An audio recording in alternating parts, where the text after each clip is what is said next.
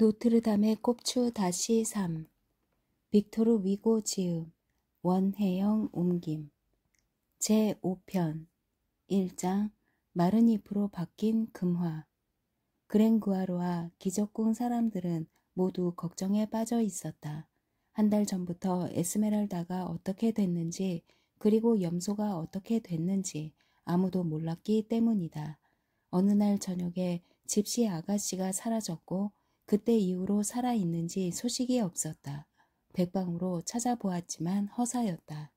어느 날 그랭구아르가 거리를 지나가고 있었을 때 파리 최고 재판소 문 앞에 수많은 군중이 모여 있는 것을 보았다. 무슨 일입니까? 그는 거기에서 나오는 한 청년에게 물었다. 나도 몰라요. 청년이 대답했다. 헌병을 암살한 여자를 재판할 거라는군요. 그 이면에 마술이 작용한 것 같아서 대주교와 종교재판소 판사도 이 사건에 관여했고 부주교인 내 형도 이 일만 생각하고 있어요. 그 청년은 자기 갈 길을 갔고 그랭구아르는 대공연장 계단을 올라가고 있는 군중을 따라가기 시작했다. 그의 생각에 음울함을 없애는 데에는 형사재판 과정을 구경하는 것보다 더 좋은 건 없었다. 선생, 그랭구아르가 옆에 있는 사람에게 물었다.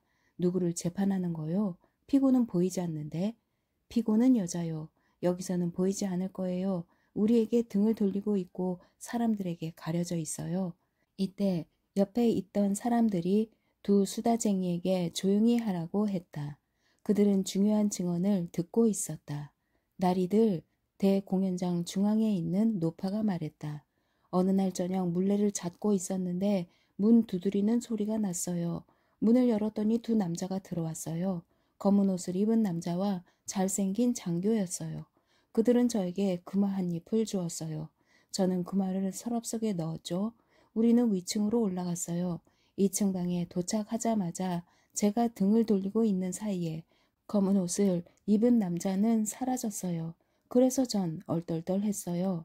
장교님과 저는 다시 아래층으로 내려갔어요. 그분은 밖으로 나갔어요. 얼마 후에 그분은 아름다운 아가씨와 함께 돌아왔어요. 아가씨는 염소를 데리고 있었어요. 저는 중대장님과 처녀를 위층 방으로 안내했고 그들만 남겨두고 나왔어요. 그리고는 다시 내려와서 물레질을 했어요. 갑자기 위층에서 비명소리가 들리더니 무엇인가 바닥에 떨어지고 창문이 열리는 소리가 났어요. 제가 그 창문 아래에 있는 제 방 창문으로 달려갔을 때 새카만 덩어리 하나가 제 눈앞을 지나 물속으로 떨어졌어요. 그것은 신부처럼 옷을 입은 유령이었어요. 달빛이 밝은 밤이었기 때문에 매우 똑똑히 볼 수 있었어요.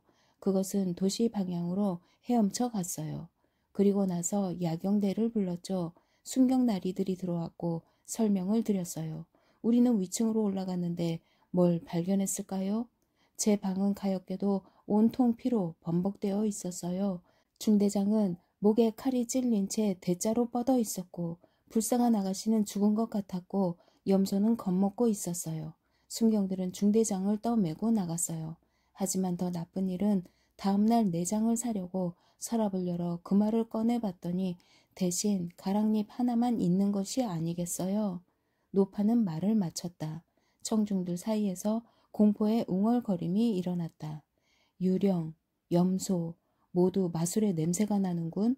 그랭구아르의 옆에 있는 사람이 말했다. 그리고 그 마른 잎도 그래. 또 다른 사람이 덧붙였다. 의심할 여지 없어. 세 번째 사람이 합류했다. 그 계집은 장교들을 약탈하려고 도사 귀신과 거래한 마녀야. 파루르델 부인, 재판장이 위엄있게 말했다. 더 할 말은 없소? 없습니다, 나리. 노파는 대답했다.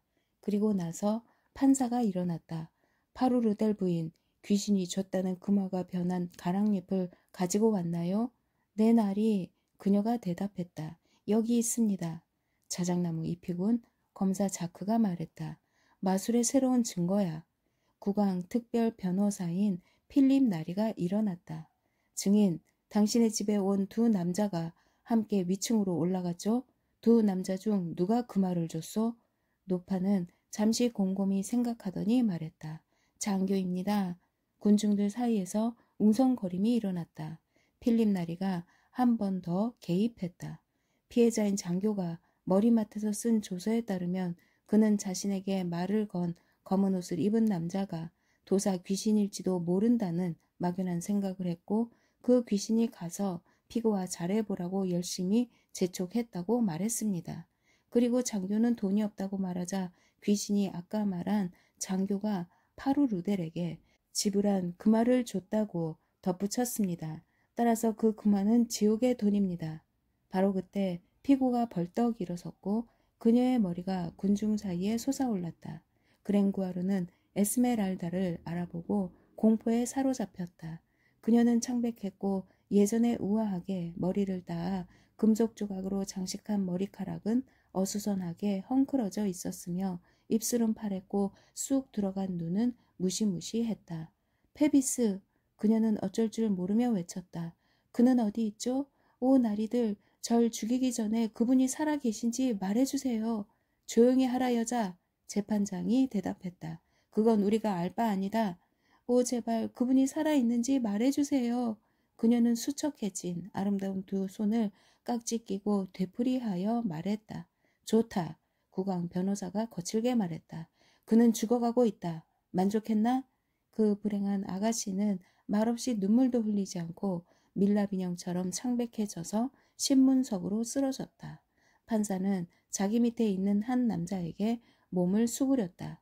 정리, 두 번째 피고를 끌고 오게. 모든 사람들의 눈이 작은 문으로 향했고 문이 열렸다. 그리고 거기에서 금빛 뿔과 발이 달린 염소 한 마리가 나오자 그랭구아르는 극도로 흥분했다. 자크가 끼어들었다.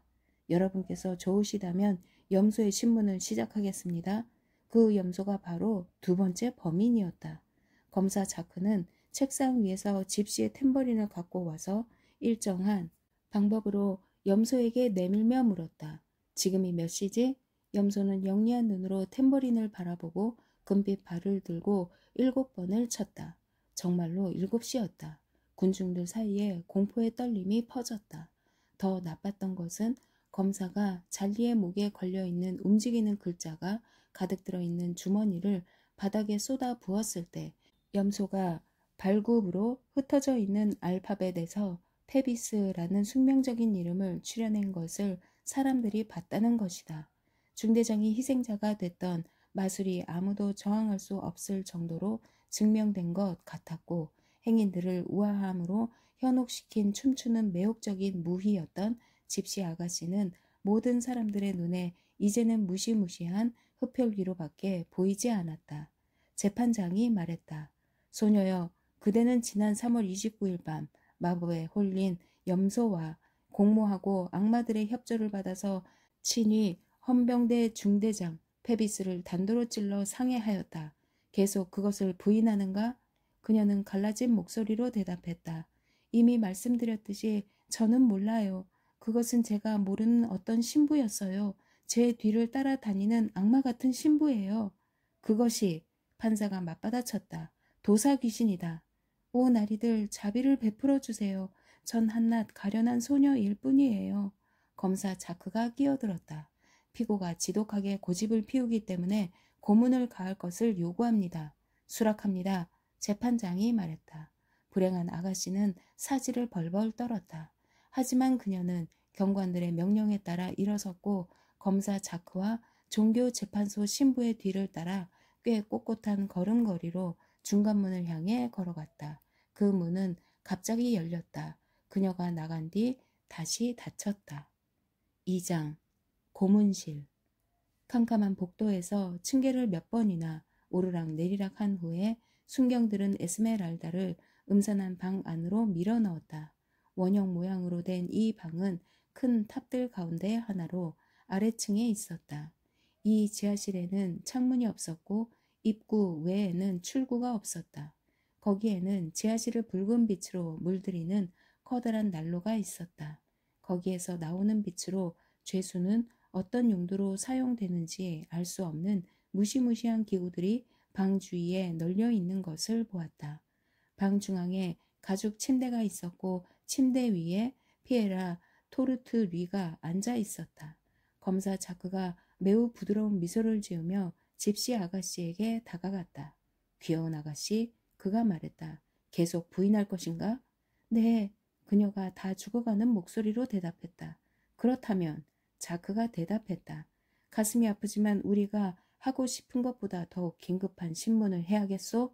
자크의 신호에 따라 2명의 조수가 그녀를 데려다가 침대 위에 앉혔다. 검사 날이 비에라가 불쑥 물었다. 어디서부터 시작할까요? 자크는 잠시 머뭇거리다가 결국 말했다. 반장화, 발을 죄는 고문기구부터. 고문관과 의사가 동시에 그녀에게 다가왔다. 그와 동시에 조수 2명이 무시무시한 고문 도구들을 뒤지기 시작했다. 쇠가 절거덕 거리는 소름 끼치는 소리에 불행한 아가씨는 전기에 감전된 개구리처럼 온몸을 떨었다. 오! 그녀는 아무도 들을 수 없는 작은 목소리로 중얼거렸다. 오, 나의 페비스. 그 사이에 고문관 피에라 토르트리의 조수들의 굳은 손이 그 매력적인 다리를 파리 광장에서 우아함과 아름다움으로 행인들을 놀라게 했던 그 작은 발을 발가벗겼다. 곧 불쌍한 아가씨는 반장화가 다가오는 것을 보았고 금속판 사이에 낀 자신의 발이 무시무시한 기계 밑으로 사라지는 것을 보았다.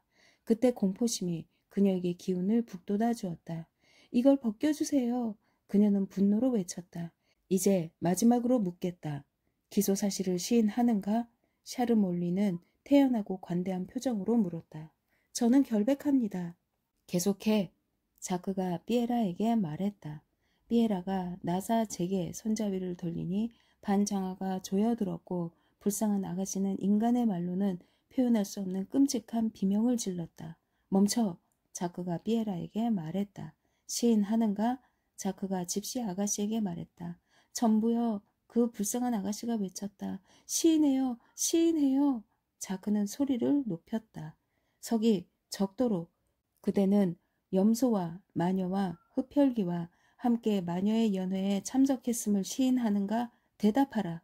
네. 목소리가 너무 작아서 숨소리 속에 대답이 파묻혔다. 이 소송에 연루된 염소의 탈을 쓴 악마와 상습적으로 교류했음을 시인하는가? 네.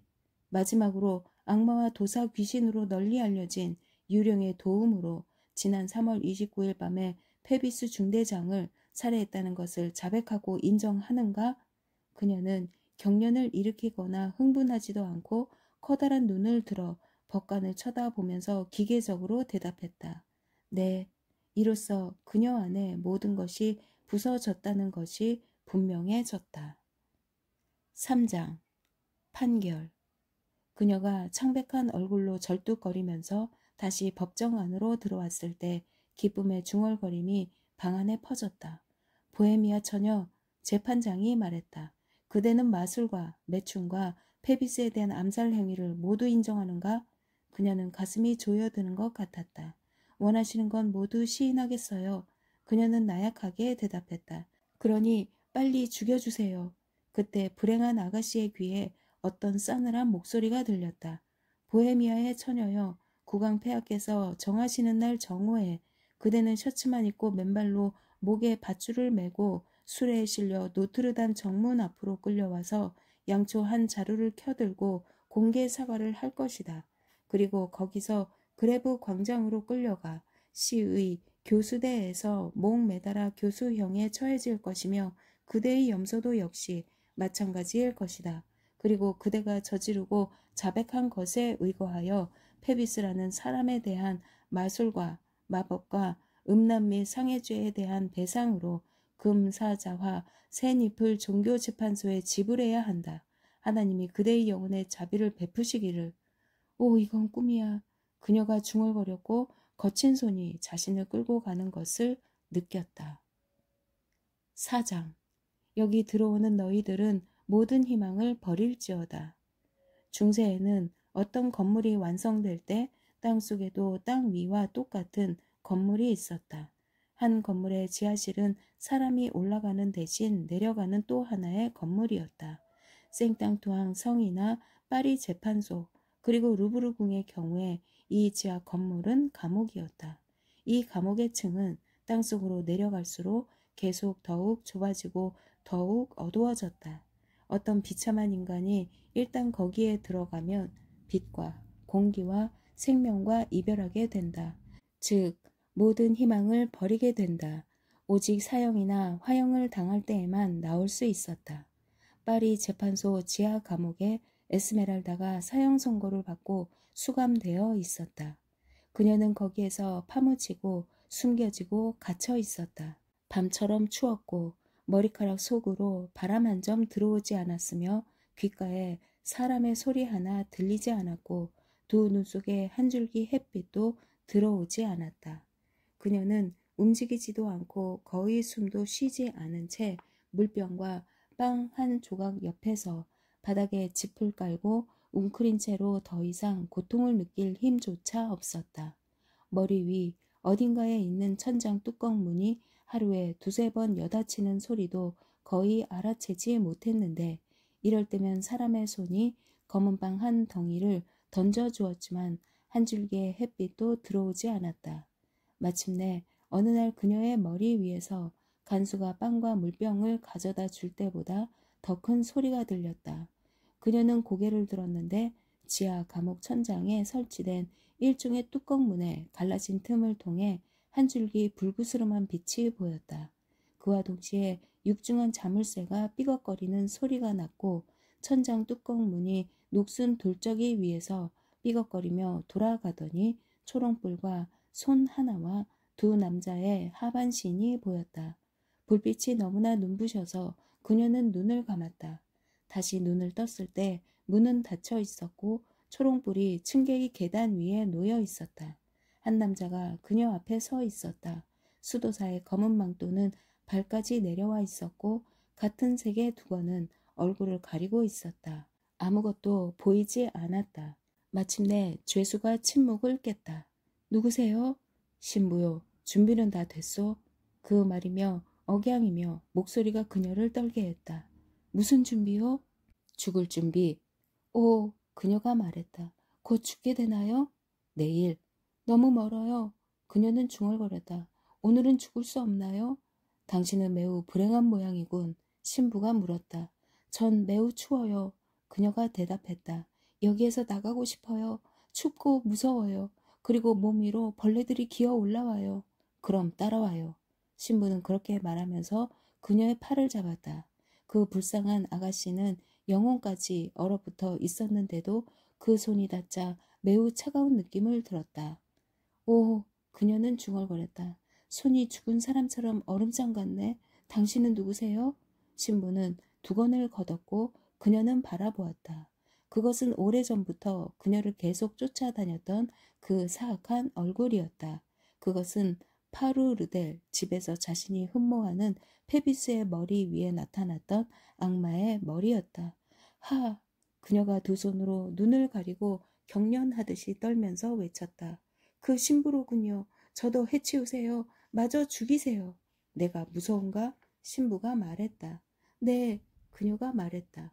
오, 당신은 누구죠? 내가 당신한테 무슨 잘못을 했나요? 왜 날 이렇게 미워하죠? 난 당신을 사랑해. 신부가 외쳤다. 그녀는 눈물을 그치고 바보 같은 표정으로 그를 바라보았다.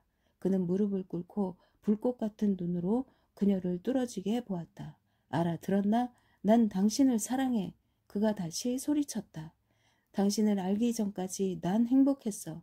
나에겐 학문이 전부였지. 어느 날 난 독방 창문에 기대고 있었는데 탬버린과 음악 소리가 들렸어.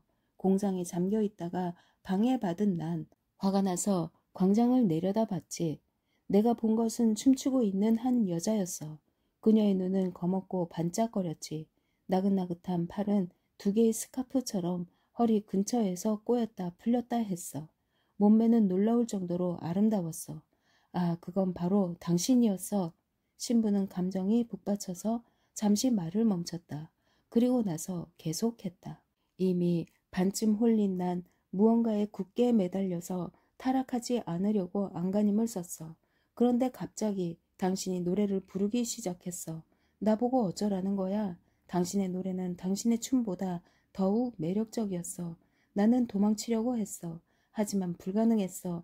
나는 모든 구제책을 사용했어. 수도원, 재단, 연구, 책까지. 참 바보 같은 짓이었지. 오, 머리에 정열이 가득 찬 절망적인 사람이 학문에 부딪힐 때 학문이란 얼마나 무의미한 것인지. 아가씨, 그 후로 내가 나 자신과 책 사이에서 본 것이 뭔 줄 알아? 당신이었어. 당신의 그림자였어. 당신을 다시 보고 싶었고, 당신을 만지고 싶었고, 당신이 어떤 사람인지 알고 싶었어. 그래서 당신을 찾아다녔지. 당신을 두 번째로 봤을 때 당신을 1000번이라도 보고 싶었고, 항상 보고 싶었어. 난 당신처럼 정처 없이 쏘다니고 돌아다니게 됐어. 당신을 현관 아래서 기다렸고 길모퉁이에 서서 당신을 바라보았고 종탑 위에서 당신을 지켜봤어. 나는 당신이 집시라는 걸 알게 됐어. 그래서 당신이 더 이상 오지 않으면 당신을 잊게 될 거라고 희망하면서 노트르담 앞 광장에 오지 못하게 금지시키려고 했어. 당신은 신경 쓰지 않고 다시 돌아왔지. 그때 당신을 납치해야겠다는 생각이 떠올랐어. 어느 날 밤 난 시도했어. 우린 둘이었지. 당신을 이미 붙잡았는데 그 고약한 장교가 다가온 거야. 그는 당신을 구했어. 그래서 그는 당신과 나와 그 자신의 불행을 초래하게 된 거야. 결국 난 더 이상 어떻게 할지 몰라서 당신을 종교재판소에 고발했어. 재판이 당신을 내 손에 넘겨줄 것 같은 생각이 어렴풋이 들었거든. 들어봐. 나는 고문실에도 따라갔었어. 당신의 발이 무시무시한 반장화에 끼워지는 것을 봤지. 그걸 보고 있는 동안 나는 옷 밑에서 단도를 잡고 있었어. 당신이 비명을 지를 때 단도로 내 살을 찔렀어. 이것 봐. 아직도 피가 흐르고 있을 거야. 그는 자신의 성직복을 열었다. 정말로 옆구리에 큰 상처가 있었다. 죄수는 두려워서 뒤로 물러났다. 오 아가씨, 날 불쌍히 여겨줘. 당신은 자신이 불행하다고 생각하겠지만 정말로 불행이 무엇인지 모르고 있어. 오, 한 여자를 사랑한다는 것, 신부라는 것, 그녀가 군복을 입은 장교에 빠져 있는 걸 바라보는 것, 그런데 자신은 그녀가 두려워하고 넌더리를 칠 더러운 신부의 성직복밖에 그녀에게 줄 것이 없다는 것. 오, 이것이 정말로 지옥이 아니고 무엇인가. 아가씨, 자비를 베풀어 주오. 신부는 축축한 바닥에 뒹굴면서 돌층계 모서리에 머리를 박고 있었다. 아가씨는 그의 말을 들으면서 바라만 보고 있었다. 그가 지치고 숨이 차서 멈췄을 때 그녀는 낮은 목소리로 되뇌었다. 오, 나의 페비스. 신부는 두 무릎을 짚고 그녀에게 기어왔다. 이렇게 애원하오. 그가 외쳤다. 인정이 있다면 날 거절하지 말아요. 오, 난 당신을 사랑해. 난 불쌍한 사람이야. 당신이 그 이름을 말하면 마치 당신의 이빨이 내 심장을 물어 뜯는 것 같아. 그녀는 끔찍하고 소름 끼치게 웃으며 그의 말을 가로막았다. 이봐요, 신부님. 당신은 손가락에 피를 묻혔어요. 신부는 마치 경직된 사람처럼 자기 손을 응시하면서 잠깐 동안 있었다. 좋아, 알았어. 마침내 그가 이상하리 많지 온화한 목소리로 말했다. 날 모욕해도 좋고 비웃어도 좋아. 어서 가자. 내일이란 말이야. 오, 날 따라와. 당신을 구하고 난 뒤에 당신이 날 사랑할 시간은 얼마든지 있어. 그러고 싶을 때까지 날 미워해. 자, 빨리 와. 내일이야. 달아나. 그는 그녀의 팔을 잡아서 끌고 가려고 했다. 그녀는 그를 똑바로 바라보았다. 나의 페비스는 어떻게 됐죠? 아, 신부가 그녀의 팔을 놓으며 말했다. 당신은 매정하군. 페비스는 어떻게 됐어요? 그녀가 쌀쌀맞게 말했다. 그는 죽었어. 신부가 소리쳤다. 죽었다고요? 그녀는 여전히 냉담하고 움직이지 않은 채 말했다. 그럼 왜 나더러 살라는 거죠? 신부는 그녀의 말을 듣지 않고 있었다. 오, 맞아. 그는 말을 했지만 마치 중얼거리는 것 같았다. 그는 확실히 분명히 죽었어. 아가씨는 미친 듯이 사나운 암호랑이처럼 신부에게 달려들었고 초자연적인 힘을 발휘해서 그를 층계 계단 위로 밀었다. 신부는 계단에서 비틀거렸다. 그는 아무 말 없이 다시 초롱불을 들고 문으로 통하는 계단을 천천히 올라가기 시작했다. 그는 문을 열고 나갔다. 갑자기 그의 머리가 다시 나타났다. 그는 무시무시한 표정을 짓고 있었다. 신부는 분노와 절망으로 허스키해진 목소리로 외쳤다. 그는 죽었어! 그녀는 바닥에 쓰러졌고 어둠 속에서 물방울 떨어지는 소리 이외에는 더 이상 어떤 목소리도 독방 안에서 들리지 않았다. 5장 모정 5월의 어느 날 아침 태양이 짙푸른 하늘 위로 떠오를 때 트르롤랑의 은둔자는 광장에서 수레바퀴와 말과 쇠붙이 소리를 들었다. 그녀의 고통은 그 어느 때보다도 더욱 격렬하게 쏟아져 나오는 것 같았다. 가슴을 쥐어뜯는 큰 목소리로 단조롭게 한탄하는 소리가 밖에서도 다 들릴 정도였다. 오, 내 딸, 그녀가 말했다. 내 딸, 작고 사랑스러운 내 불쌍한 딸아. 다시는 너를 볼 수 없단 말이냐. 항상 어제 일어난 일 같은데 하나님이시여 그렇게 빨리 그 애를 데려가실 거였으면 차라리 저에게 주시지 않았으면 좋았을 겁니다. 주님, 제 딸을 돌려주세요. 하나님, 당신께 15년 동안 기도하느라 제 무릎이 다 닳았나이다. 그래도 충분하지 않나요? 그 애를 하루만이라도, 1시간만이라도, 1분만이라도 저에게 돌려주소서. 주여, 그런 다음에 저를 영원히 악마에게 던져주소서.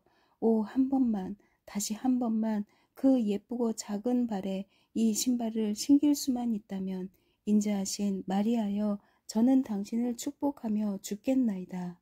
아, 지금은 15살이 됐겠구나. 이제 다 컸겠구나. 불쌍한 내 딸. 오, 여기에 신발이 있는데 오직 그뿐이라니 얼마나 비참한가. 이 불쌍한 여인은 그 신발 위로 몸을 던졌다. 그녀의 가슴은 첫날처럼 흐느낌으로 갈기갈기 찢어지는 것 같았다. 왜냐하면 아이를 잃은 어머니에게는 항상 첫날과 똑같은 심정이기 때문이다. 바로 그때 아이들이 낭낭한 목소리로 즐겁게 떠들며 독방 앞을 지나갔다. 어린 소년 하나가 말했다. 오늘 집시 계집애를 목매달아 죽인대. 독방의 은둔자는 그레브 광장으로 나 있는 창문으로 쏜살같이 달려갔다. 정말로 사다리가 상설 교수대 옆에 세워져 있었고 사형 집행인의 조수가 비가 와서 녹이 쓴 쇠사슬을 정비하느라 바빴다. 주변에 몇 사람이 서 있었다. 그녀는 머리를 풀어헤치고 눈을 번쩍거리며 오랫동안 굶주리다가 이제 식사 시간이 가까이 왔음을 느끼는 우리의 갇힌 암 늑대 같은 광기 어린 표정을 지으면서 창문의 창살 앞에서 성큼성큼 걷기 시작했다. 6장 성역 그러나 페비스는 죽지 않았다. 페비스의 상처가 심각하지 않은 것은 아니었다. 처음에 순경들이 그를 의사에게 데리고 갔었는데 그는 페비스가 일주일을 넘기지 못할 것이라고 우려했다. 하지만 젊음은 우세했다. 자주 일어나는 일이지만 의사의 예측과 진단에도 불구하고 자연은 그 아픈 남자를 고쳐주었다. 그가 종교 재판관들의 신문을 받은 것은 여전히 의사의 집 침실에서 누워있는 동안이었는데 그에게는 짜증나는 일이었다. 그래서 어느 화창한 아침 몸이 좀 나았다고 느껴지자 그는 진료비로 황금 박차를 놔두고 인사도 없이 떠났다. 페비스는 멀리 도망치진 않았다. 결국 그 공판에 나간다는 것이 전혀 마음 내키지 않았다. 그래서 페비스는 마녀 에스마랄다 또는 자신이 불렀던 것처럼 스밀라의 공판 결과에 곧 마음이 편안해졌다. 그런데 그의 마음이 그런 쪽으로 텅 비게 되자 플레르드 리스가 생각이 났다. 플레르드 리스는 지창금을 가진 매력적인 예쁜 아가씨였다. 그래서 어느 화창한 아침에 몸이 완전히 나은 그 호색한의 군인은 2달이 지났으니 집시 아가씨의 사건도 분명히 완벽하게 끝나고 잊혔을 것이라고 추측하고 의기양양하게 말을 몰고 공들리의 저택문 앞에 도착했다. 그는 노트르담의 현관 앞 광장에 모여있는 꽤 많은 사람들을 별로 유심하게 보지 않고 자신의 아름다운 약혼녀가 있는 곳으로 올라갔다. 그녀는 엄마와 단둘이 있었다. 마녀와 염소와 저주스런 알파벳과 페비스의 오랜 부재 때문에 플레르 드 리스의 마음은 여전히 무거웠다. 그럼에도 불구하고 잘생긴 중대장이 들어오는 것을 보았을 때 기쁨으로 그녀의 얼굴이 붉게 물들었다. 페비스에게 그 귀족 아가씨는 그 어느 때보다도 더욱 아름다웠고 곧 플레르드 리스에게 매혹되었다. 2달 동안 어떻게 되신 거예요? 나쁜 사람. 맹세하지만 페비스가 질문에 약간 당황스러워하면서 대답했다. 당신은 대주교도 꿈꿀 만큼 아름다워. 그녀는 미소 짓지 않을 수 없었다. 왜 한 번도 저를 만나러 오지 않았죠? 이 질문에 페비스는 다소 심각하게 당황해했다. 왜냐하면 근무 때문에 그리고 아름다운 사촌 누이 계속 아팠어. 아팠다고요? 그녀는 놀라서 되뇌었다. 그래 다쳤지. 다쳤다고요? 그녀는 완전히 당황해했다. 오 그렇게 무서워할 것 없어요. 페비스가 태평하게 말했다. 아무것도 아니야. 싸우다가 칼에 베인 거야. 완전히 나았으면 좋겠어요, 페비스. 그런데 왜 싸운 거죠? 그녀가 말했다. 아무것도 아니야. 말 한마디 때문이었어. 그는 대화의 주제를 바꾸기 위해서 외쳤다. 아름다운 사촌 누이, 성당 광장에서 나는 소리는 뭐지? 페비스는 창문으로 다가갔다. 저도 몰라요. 플레르드 리스가 말했다. 마녀 한 명이 오늘 아침에 교수형 당하기 전에 성당 앞에서 공개 사죄를 하나 봐요. 중대장은 에스메랄다의 사건이 종결됐다고 완전히 확신하고 있었기 때문에 플레르드 리스의 말에 전혀 불안하지 않았다. 2사람은 발코니로 나갔다. 발코니가 향하고 있는 노트르담 성당 앞 광장에는 그 순간 이상하고 무시무시한 광경이 펼쳐져 있었다. 주변 거리에서 몰려든 엄청난 인파가 광장을 메우고 있었다. 오 하나님, 플레르드 리스가 말했다. 참 불쌍한 여자군. 그 순간에 노트르담의 시계가 정오를 알리는 종을 천천히 울렸다. 엄청난 함성이 포석 위에서 창문에서 지붕에서 울려 퍼졌다. 그 여자가 온다. 한 마리의 살찐 말이 끄는 죄수 호송 수레가 보랏빛 제복을 입은 기병대에 둘러싸여서 방금 광장으로 도착했다. 이 숙명적인 수레 안에 2팔이 등 뒤에 묶인 처녀 하나가 앉아 있었다. 그녀는 셔츠를 입고 있었으며 긴 검은 머리는 반쯤 드러난 그녀의 젖가슴과 어깨 위에 아무렇게 드리워져 있었다. 그 굽이치는 머리카락 사이로 굵고 거친 회색 밧줄이 보였는데 그것은 불쌍한 아가씨의 아름다운 목에 감겨 있었다. 그 밧줄 아래로 초록색 유리 세공품으로 장식된 작은 부적이 반짝거렸다. 세상에, 플레르드 리스가 중대장에게 허둥지둥 말했다. 보세요 사촌 오빠, 저건 염소를 데리고 다니는 그 불쌍한 집시 계집이에요. 그렇게 말하면서 그녀는 페비스를 돌아보았다. 그는 호송 수레를 뚫어지게 보고 있었다. 그의 얼굴은 매우 청백했다.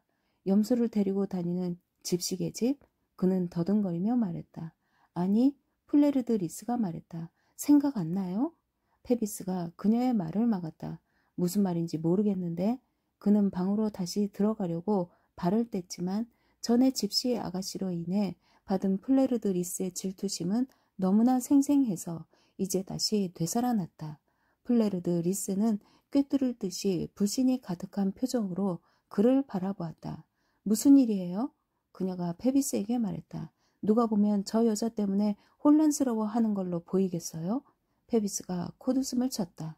내가? 전혀 아니야. 그럼 그냥 여기 있어요. 그녀가 오만하게 말했다. 그리고 끝까지 보세요. 이 운 없는 중대장은 거기 있을 수밖에 없었다. 그것은 진실로 에스메랄다였다. 치욕과 불행의 마지막 단계에서조차도 그녀는 여전히 아름다웠다. 수레는 성당 앞들로 들어갔고 중앙 현관 앞에서 멈췄다. 사형 집행인의 조수가 그녀에게 다가가서 수레에서 그녀를 내려오게 했을 때 그는 그녀가 낮은 목소리로 다음과 같은 말을 되풀이하는 것을 들었다. 페비스. 그 조수는 묶인 손을 풀어주고 문으로 통하는 계단 아래까지 맨발로 딱딱한 포석을 걷게 했다. 목에 감겨있는 밧줄이 그녀의 뒤에서 질질 끌렸다. 몇 분 후에 신부들과 부제들은 성가를 읊조리면서 긴 행렬을 이루며 사형 선고를 받은 소녀를 향해 장엄하게 행진했고 죄수와 군중의 눈앞에 펼쳐졌다. 그러나 그녀의 시선은 십자가를 든 사람 바로 뒤에 행렬의 선두에 서서 행진하는 사람 위에 멎었다. 오 하고 그녀는 떨면서 작은 목소리로 말했다. 또 그 사람이네. 신부네. 그녀는 창백해졌다. 숙명적인 공개 사과문을 읽는 서기의 날카로운 목소리도 들리지 않았다. 그 사람은 실제로 부주교였다. 부주교가 그녀에게 천천히 다가왔다. 그리고 나서 그는 큰 목소리로 말했다. 그대는 그대의 잘못과 결점에 대해서 하나님의 용서를 빌었는가? 그는 그녀의 귀에 몸을 기울이고 덧붙였다. 구경꾼들은 그가 그녀의 마지막 참회를 받고 있다고 생각했다. 날 가지겠느냐? 난 아직도 널 살릴 수 있다. 그녀는 그를 빤히 쳐다보았다. 썩 물러가라 악마야. 그렇지 않으면 널 고발하겠다. 그는 소름 끼치는 미소를 지었다. 아무도 믿지 않을 걸 빨리 대답해. 나를 원하나? 나의 페비스를 어떻게 했지? 그는 죽었어. 신부가 말했다. 그 순간 비열한 부주교는 기계적으로 고개를 들었고 광장 반대쪽에 있는 공들놀이의 저택의 발코니에 플레르드 리스 옆에 그 중대장이 서 있는 것을 보았다. 그는 비틀거렸고 눈을 손으로 가리고 다시 보고는 저주의 말을 뱉었다. 그의 얼굴 전체가 심하게 일그러졌다. 그때 부주교는 집시 아가씨 쪽으로 손을 올리고 침울한 목소리로 외쳤다. 이제 가라. 아슬아슬한 고비에 놓여 있는 영혼아. 하나님께서 자비를 베푸시기를. 이 말은 이 음산한 의식을 마칠 때 관례적으로 사용하는 무서운 말이었다. 그것은 신부와 사형 집행인 사이에 서로 합의된 신호였다. 부주교는 사형 선고를 받은 소녀에게 등을 돌리고 머리를 가슴 위로 숙인 채 신부들의 행렬 속으로 다시 돌아갔다. 잠시 후에 그는 십자가들, 촛불들, 성복을 입는 신부들과 함께 성당의 아치형 천장 아래로 사라졌다. 검사 자크가 신호를 하자 노란 옷을 입은 사형 집행인의 두 조수가 집시 아가씨에게 다가와서 다시 손을 묶었다. 그녀는 눈물이 말라 충혈된 눈을 들어 하늘과 태양과 은빛 구름을 본 다음 눈을 내려서 주위의 땅과 군중과 집들을 보았다. 그런데 갑자기 노란 옷을 입은 조수가 팔을 묶고 있는 동안에 그녀는 무시무시한 고함을 기쁨의 탄성을 질렀다. 저쪽에 광장 모퉁이에 있는 발코니 위에서 그녀는 그녀의 친구를, 그녀의 주인을, 페비스를 봤던 것이다. 페비스! 그녀는 외쳤다. 나의 페비스!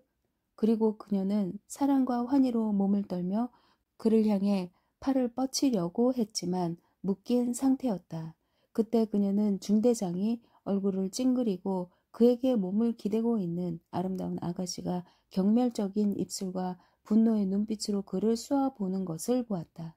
그리고 나서 두 사람은 발코니에 열려진 유리창 뒤로 다급히 들어갔고 창문이 닫혔다. 페비스! 그녀는 미친 사람처럼 외치면서 죽은 사람처럼 포석 위로 쓰러졌다. 자크가 말했다. 저 여자를 수레에 실고 어서 끝내버려라. 그때까지 현관 아치 바로 위에 새겨놓은 역대 왕들의 조각상이 있는 회랑 속에서 이상한 구경꾼 하나가 매우 침착하게 모든 것을 지켜보고 있었다는 것을 알아차린 사람은 아무도 없었다. 이 구경꾼은 정오 이후로 노트르담 현관 앞에서 일어났던 모든 일을 하나도 놓치지 않고 보고 있었다. 그리고 처음부터 그는 회랑의 작은 원기둥 하나에다 끝이 아래쪽 층계 계단 위에 닿을 만한 굵직한 밧줄 하나를 단단히 메어 놓았다. 사형 집행관의 조수들이 검사 자크의 냉담한 명령을 수행할 준비를 하고 있을 때 갑자기 그는 회랑 난간을 뛰어넘고 발과 무릎과 손으로 밧줄을 꽉 잡은 다음 성단 정면 위를 미끄러져 내려가서 날쌔게 두 명의 사형 집행인 조수에게 돌진해 엄청나게 큰 주먹으로 때려 눕히고 한 손으로 집시 아가씨를 집어 어깨 위로 매더니 단지 한번 폴짝 뛰어서 성당으로 다시 돌진해서 들어가면서 무시무시한 목소리로 말했다. 성역이다. 사형 선고를 받은 소녀는 이 소란으로 정신이 들었다. 그녀는 눈을 떠서 카지모도를 보고 마치 자기를 구해준 사람에게 겁을 먹은 듯 갑자기 다시 눈을 감았다. 사형 집행인과 마찬가지로 자크는 그저 멍하게 있었다. 실제로 노트르담 성당의 영내 안에서 사형 선고를 받은 소녀를 손댈 수 없었다. 성당은 하나의 피난처였다. 카지모도는 현관 아래서 멈췄다. 그는 온몸을 덜덜 떨고 있는 아가씨를 잡고 있었지만 그녀를 부서뜨릴까봐 두려워하는 사람처럼 매우 조심스럽게 들고 있었다. 그리고 나서 갑자기 마치 자신의 소유물처럼, 자신의 보물처럼 그녀를 가슴 위로 들더니 팔로 꼭 안았다. 여자들은 웃고 울었고 군중들은 열정적으로 발을 굴렀다. 그러는 사이에 카지모도는 갑자기 그의 짐을 가지고 성당 안으로 들어가 버렸다. 사람들은 그가 환호성으로부터 그렇게 재빨리 사라진 것을 아쉬워했다. 마침내 그는 위대한 종이 달려있는 탑 꼭대기 위에 다시 나타났다. 거기에서 그는 자신이 구한 아가씨를 온 도시에 보여주려는 것 같았고 천둥 같은 우렁찬 목소리로 미친 듯이 크게 3번 외쳤다. 성혁이다! 성혁이다! 성혁이다! 좋구나 좋아! 군중들이 외쳤고 그 엄청난 환호성은 여전히 교수대를 뚫어지게 응시한 채 기다리고 있었던 은둔자를 깜짝 놀라게 했다. 제6편 1장 집시 아가씨 구출 계획. 그랭구아르는 그 사건 전체가 어떻게 돌아가고 있는지 그리고 이 희극에 등장하는 주요 인물들에게 불쾌한 일들이 있을 것이라는 것을 알자마자 그 문제에 더 이상 관여할 생각을 하지 않았다. 그는 결국 자신이 머물러 있는 거짓대들이 파리에서 최고의 동료라고 생각했지만 그 거짓대들은 집시 아가씨에게 계속 관심을 가지고 있었다. 어느 날 그는 생제르맹 거리의 포크 레베크라라 불리는 저택 모퉁이에서 걸음을 멈추고 외부 조각물들을 열심히 관찰하고 있었다. 갑자기 손 하나가 어깨 위에 장중하게 놓이는 것을 느꼈다. 그는 돌아봤다. 그것은 오랜 친구이자 옛 스승인 부주교님이었다. 그는 멍하게 있었다. 부주교를 본 지 꽤 오래됐기 때문이었다. 부주교는 몇 분 동안 침묵을 유지했고 그러는 동안에 그랭구아르는 그를 관찰했다. 그는 클로드 프롤로가 많이 변했다는 것을 발견했다. 부주교는 겨울 아침처럼 창백했고 눈은 쑥 들어갔으며 머리카락은 거의 백발이었다. 마침내 신부가 침묵을 깨고 차분하지만 차가운 목소리로 말했다. 어떤가 피에르? 제 건강이요? 그랭구아르가 대답했다. 전체적으로 아직은 좋은 편입니다. 어떻게 먹고 사나? 아직도 가끔 서사시와 비극을 쓰지만 가장 수입이 많은 건 아시다시피 이빨 위에 의자로 피라미드를 쌓아 올리는 사업이죠. 바로 그 순간 말이 달리는 소리가 들렸고 대화를 하고 있던 두 사람은 거리 끝에서 친위 헌병대의 중대 하나가 일렬 종대로 행진하는 것을 보았다.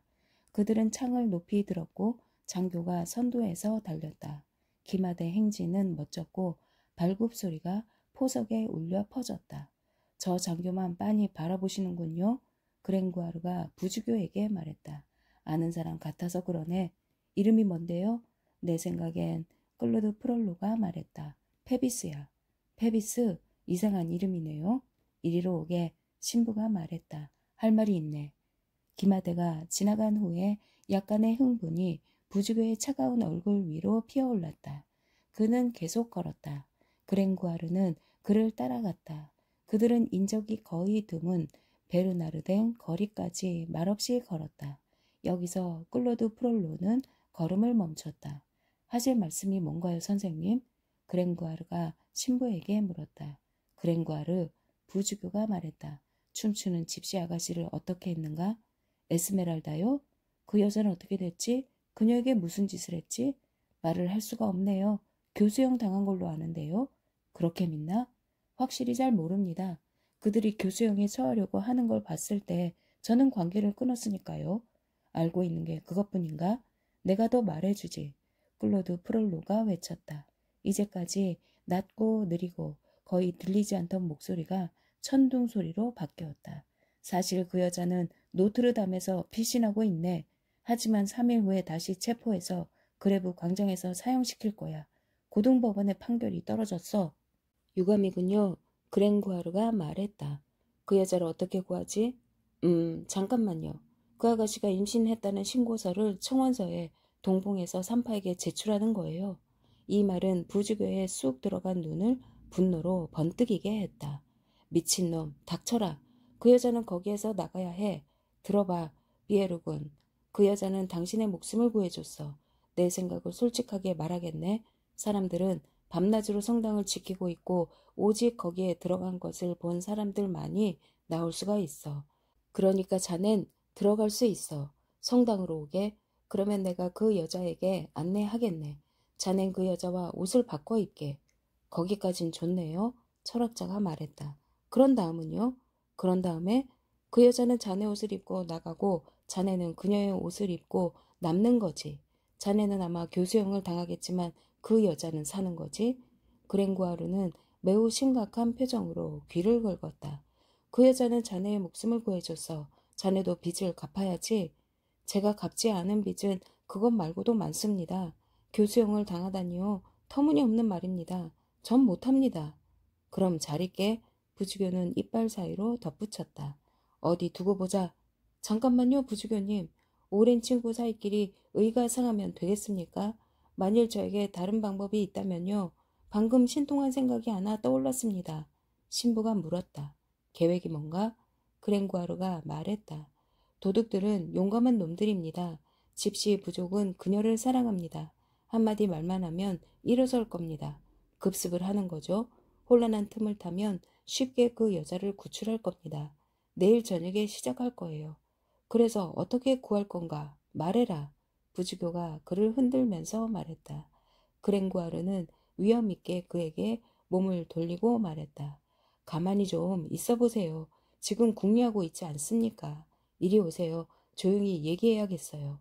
그랭구아르는 부주교의 머리로 고개를 숙이고 비록 아무도 지나가고 있지 않았지만 길거리의 한쪽에서 다른 쪽까지 불안한 눈으로 살펴보면서 매우 작은 목소리로 부주교에게 말했다.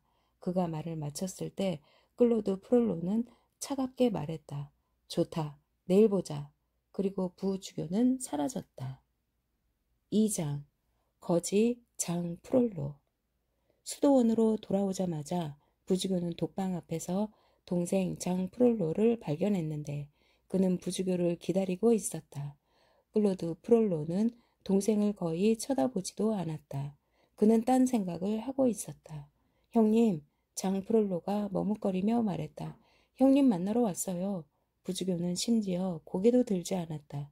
그래서 사랑하는 형님, 저는 착실한 삶을 살아가야겠다고 결심했어요. 저는 회개하고 있어요. 제가 언젠가 토르치 대학의 학사가 되고 조교가 되기를 바라시는 건 매우 옳은 생각이세요. 지금 저는 그 직업에 대해서 굉장히 소질이 있다고 느끼고 있어요. 그런데 잉크가 없어서 몇 개 사야겠어요. 그러기 위해서 돈이 조금 절실히 필요한 상태예요. 그래서 온 마음을 다해 뉘우치는 마음으로 형한테 왔어요. 돈 없다. 그러자 학생은 말했다. 그럼 형님, 저한테 한 푼도 줄 수 없다는 말이죠? 그러면 저는 직업을 거지로 선택하겠어요. 부주교는 그에게 냉정하게 말했다. 그럼 거지가 되거라. 장 프롤로는 허리를 깊이 숙여서 인사하고 휘파람을 불면서 수도원 계단을 내려갔다. 형의 독방 창문 아래를 지나가고 있을 때 창문이 열리는 소리가 나서 고개를 들었더니 부주교가 엄격한 머리를 내미는 것을 보았다. 어서 꺼져라.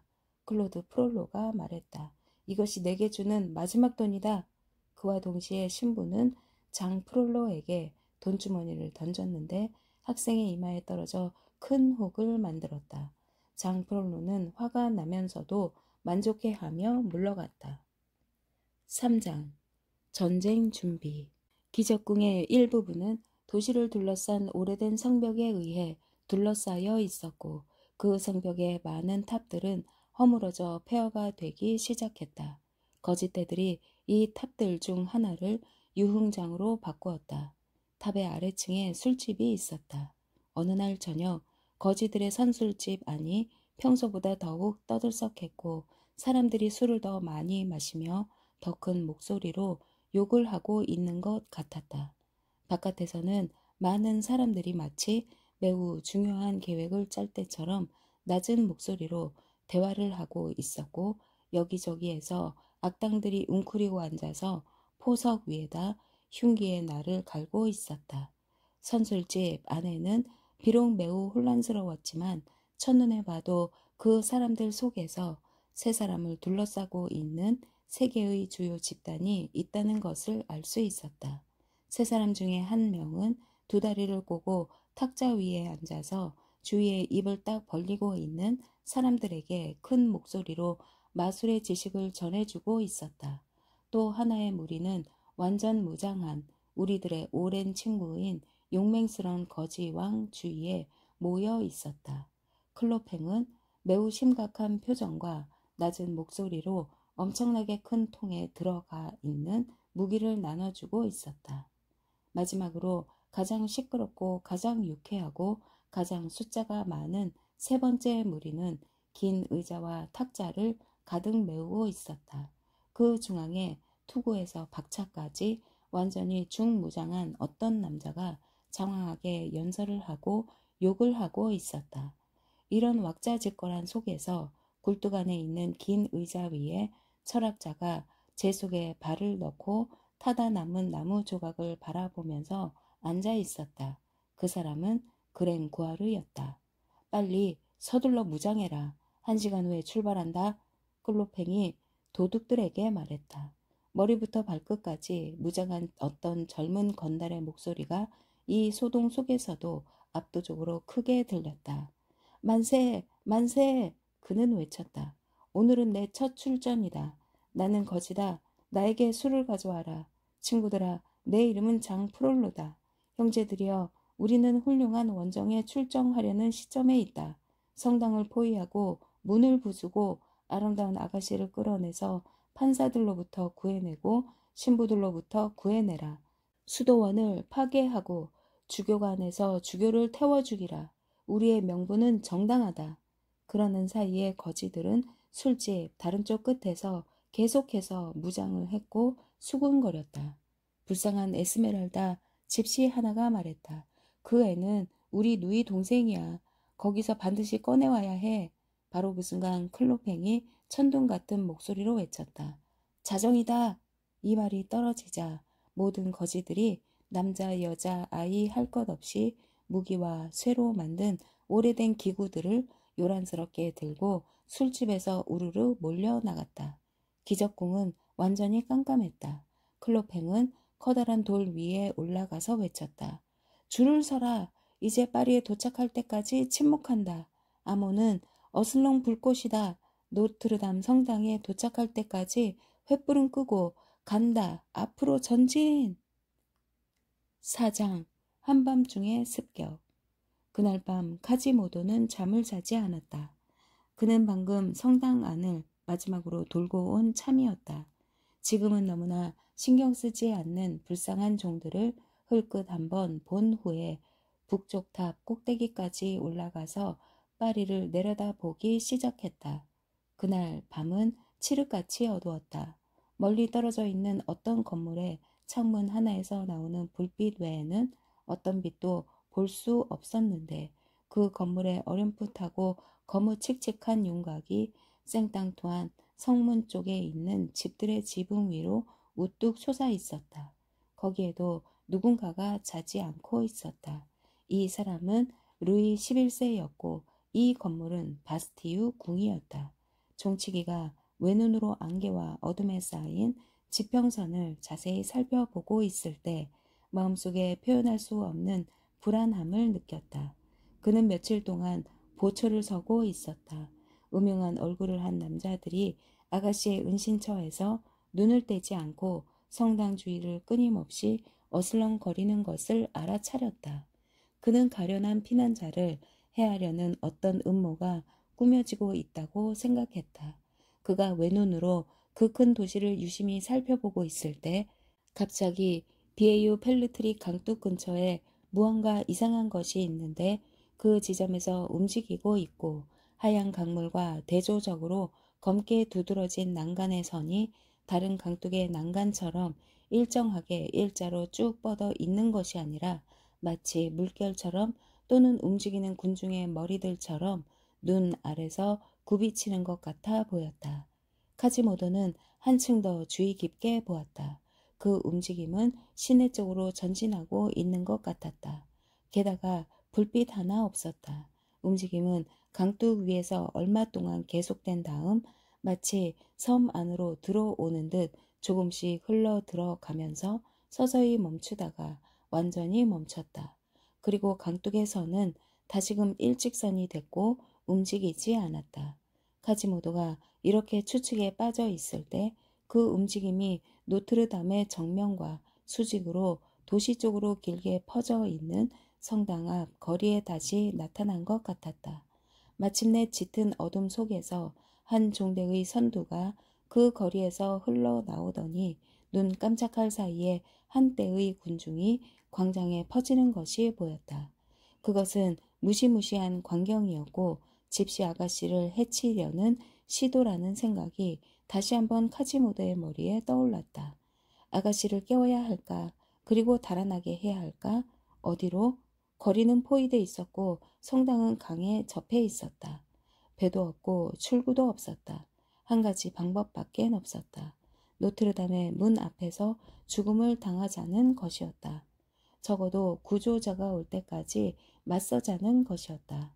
그리고 에스메랄다의 잠을 방해하지 말자는 것이었다. 일단 결심이 서자 그는 한결 침착하게 적을 살펴보기 시작했다. 군중은 성당 광장에 매 순간마다 불어나고 있는 것 같았다. 갑자기 불빛 하나가 번쩍했고 순식간에 불이 붙은 7, 8개의 횃불이 사람들의 머리 위를 왔다 갔다 했다. 그때 카지모도는 큰 낫과 창 등으로 무장한 누더기를 걸친 무서운 한 무리의 남녀들을 똑똑히 볼 수 있었다. 카지모도는 더 가까이 보고 방어 수단을 찾기 위해서 초롱불을 들고 종탑 사이의 지붕으로 올라갔다. 클로팽은 노트르담 성당의 높은 정문 앞에 도착하자마자 군사들을 전투 대형으로 배치했다. 그리고 나서 성당 광장의 흉벽 위에 올라가 무뚝뚝하고 쉰 목소리로 외쳤다. 너 파리의 주교이자 최고 재판소 판사에게 나 기적궁의 왕 클로팽이 말한다. 우리 누이는 마술을 부린다는 죄로 억울하게 사형 선고를 받고 내 성당으로 피신했다. 그런데 최고 재판소는 그녀를 다시 거기서 체포해 가려고 하고 나는 그것에 동의했다. 그래서 하나님과 거지들이 여기에 없다면 그녀는 내일 그레브 광장에서 교수형 당할 것이다. 내 성당이 신성하다면 우리의 누이 동생 역시 그렇다. 우리 누이 동생이 신성하지 않다면 내 성당도 그렇지 않다. 그것이 성당을 구하고 싶다면 우리에게 그녀를 돌려줄 것을 너에게 요구하는 이유이다.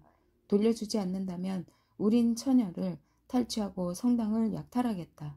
그렇게 말을 마치고 기적궁의 왕은 돌아서서 군대에게 시선을 던지고 외쳤다. 진격하라! 딱 벌어진 어깨에 험악한 얼굴을 한 30명의 사내들이 망치와 장도리와 청울봉을 어깨에 메고 대열에서 나왔다. 그들은 성당 정문 쪽으로 걸어가 계단으로 올라가서 아치 밑에 쪼그리고 앉아서 장도리와 레버로 자물쇠를 부수기 시작했다.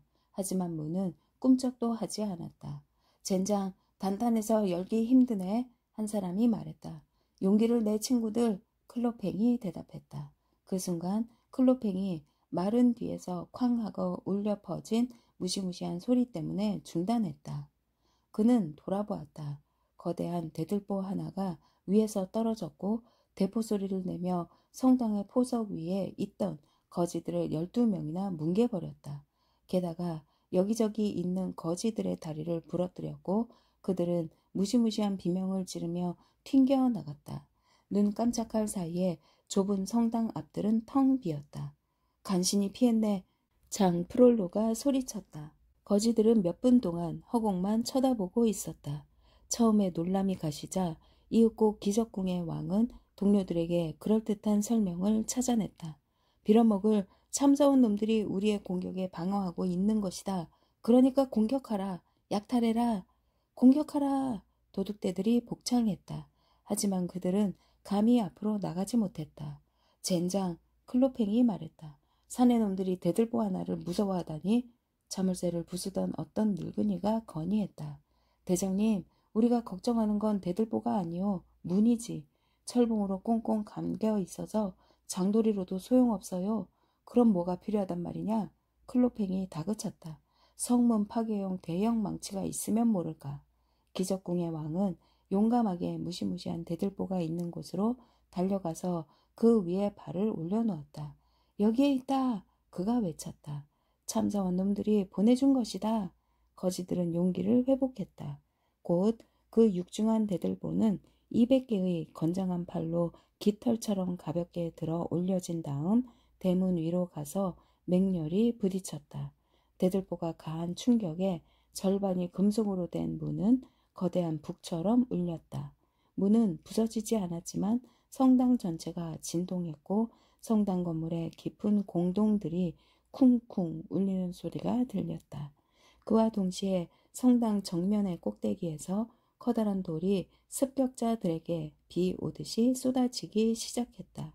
이 모든 돌들은 하나씩 떨어졌지만 쉬지 않고 계속 떨어졌다. 돌에 맞지 않은 거지들은 거의 없었고 피를 흘리고 헐떡거리는 사상자들이 습격자들의 발 밑에 쌓이고 있었다. 하지만 거지들은 돌에 맞아 좌우에서 머리통이 부서짐에도 불구하고 오직 더욱 맹렬하게 문을 쳤다. 의심의 여지 없이 이 불황자들을 격분시킨 이 예상치 못한 저항은 카지모도가 한 것이었다. 종탑 사이 지붕으로 내려왔을 때 그는 여러 가지 생각으로 혼란스러웠다. 그는 몇 분 동안 미친 사람처럼 회랑을 따라 위로 아래로 뛰어다니면서 성당으로 쳐들어올 준비가 된 밀집한 거지 떼를 위에서 내려다보았고 하나님께 악마로부터 집시 아가씨를 구해 줄 것을 빌었다.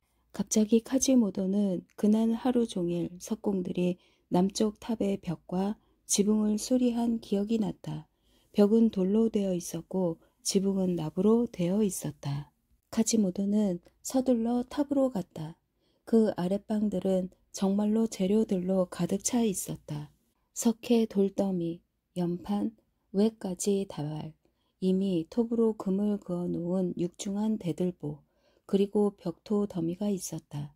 그는 가장 길고 무거운 대들보 하나를 들어 올려 공기 빼는 구멍으로 밀어 보낸 뒤 종탑 밖에서 그것을 다시 잡은 다음 지붕 주위를 둘러싸고 있는 난간 모서리 위로 밀어뜨려 밑으로 떨어뜨렸다.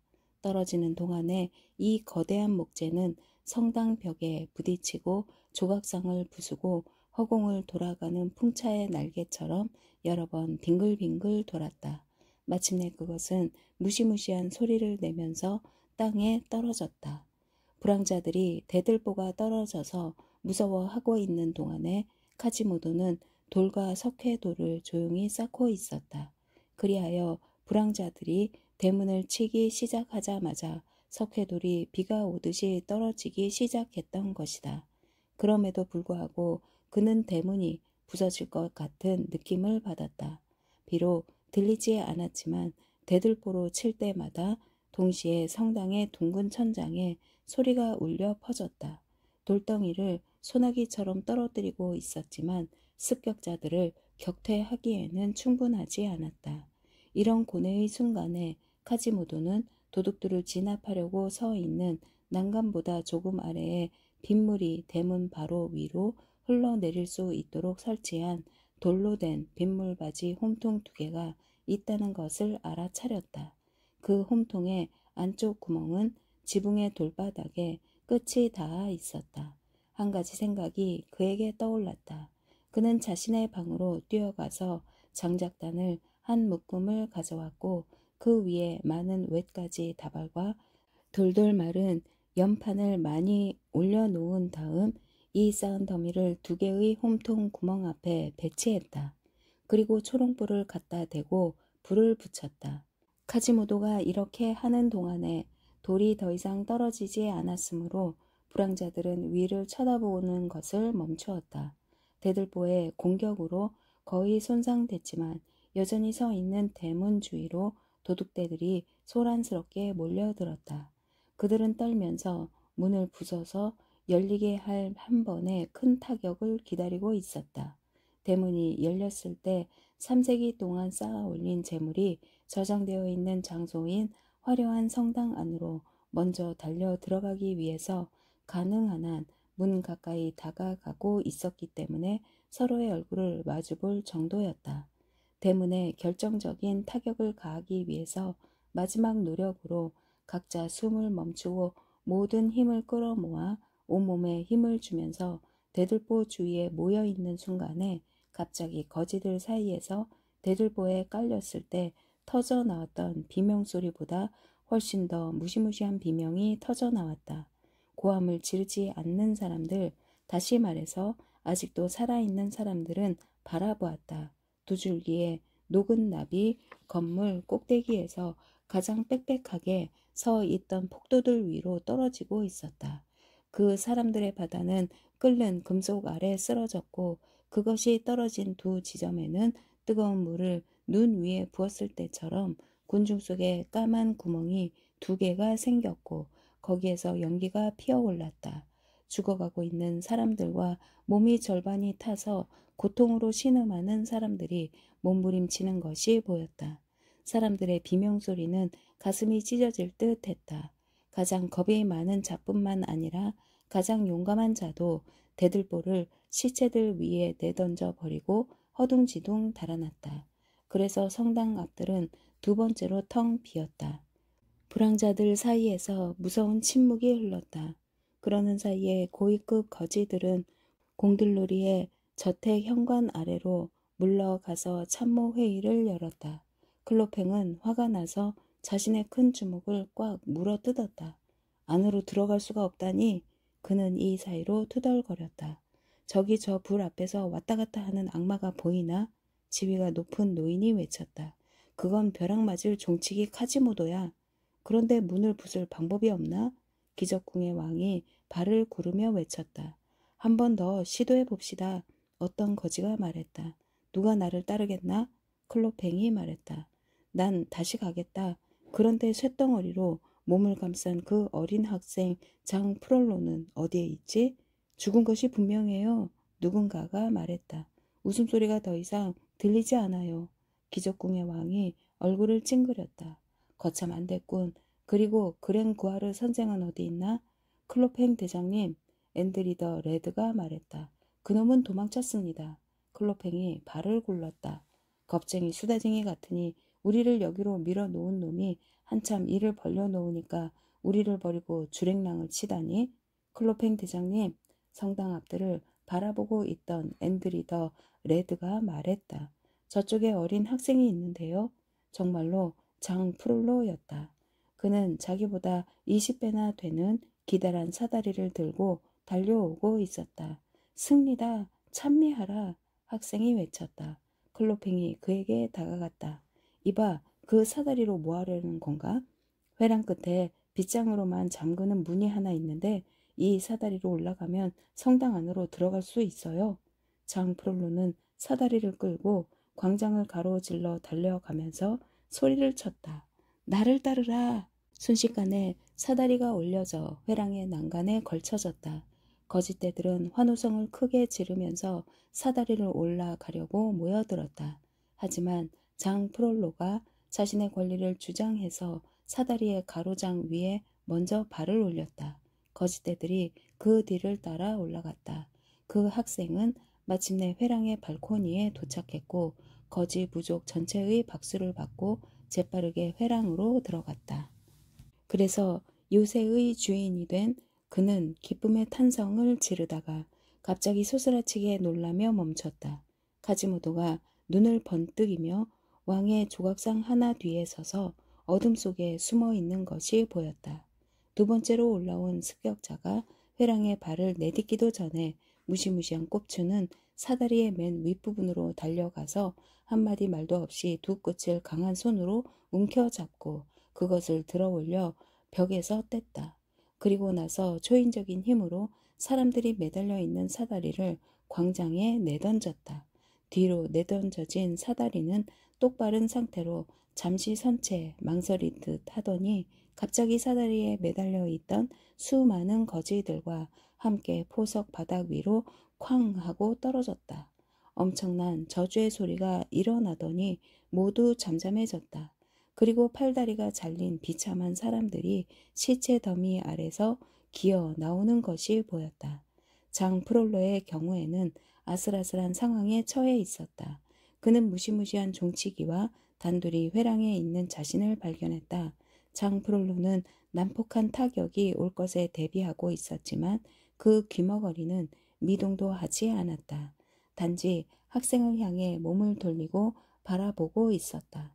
그렇게 우울하고 고독한 눈으로 날 보는 의도가 뭐지? 장 프롤로는 이렇게 말하면서 은밀히 석궁을 조정했다. 카지모도, 그가 외쳤다. 너의 별명을 바꿔주겠다. 앞으로 넌 소경이라고 불릴 것이다. 그는 활을 쏘았다. 깃털이 달린 회전 화살은 싱 소리를 내면서 꼽추의 왼팔에 박혔다. 카지모도는 화살을 잡고 팔에서 뽑은 다음 차분하게 화살을 큰 무릎 위에 놓고 분질렀다. 하지만 장프롤로는 두 번째 화살을 쏠 기회가 없었다. 화살이 부러지자 카지모도는 숨을 거칠게 쉰 다음 메뚜기처럼 폴짝 뛰어서 학생을 덮쳤다.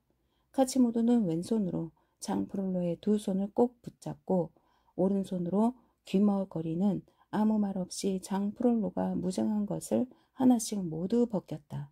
카지모도는 회랑의 난간에 서서 한 손으로 학생의 두 다리를 잡고 투석기를 돌리는 것처럼 빙빙 돌렸다.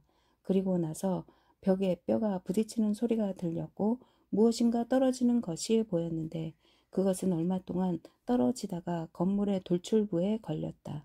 그것은 허리가 부러져서 몸이 둘로 접혔고 머리가 터져 텅 비어 거기에 매달려 있는 시체였다. 무시무시한 함성이 거지들 사이에서 일어났다. 복수다! 클로팽이 외쳤다. 공격하라! 불쌍한 학생의 죽음으로 군중들에게 분노가 뒤섞인 열정이 되살아났다. 격분한 그들은 사다리를 다시 찾았고 횃불을 더욱 많이 피웠다. 잠시 후에 카지모도는 끔찍한 개미떼가 노트르담을 공격하기 위해서 사방에서 올라오는 것을 절망감에 빠진 채 바라보았다. 거지들은 아우성치고 숨을 헐떡거리고 욕을 하면서 올라왔다. 그리고 카지모도는 수많은 적들을 보며 무력한 채 격노한 표정의 거지들이 회랑에 점점 더 가까이 다가오는 것을 바라보면서 절망감에 괴로워하며 기적을 베풀어 주실 것을 하늘에 빌었다.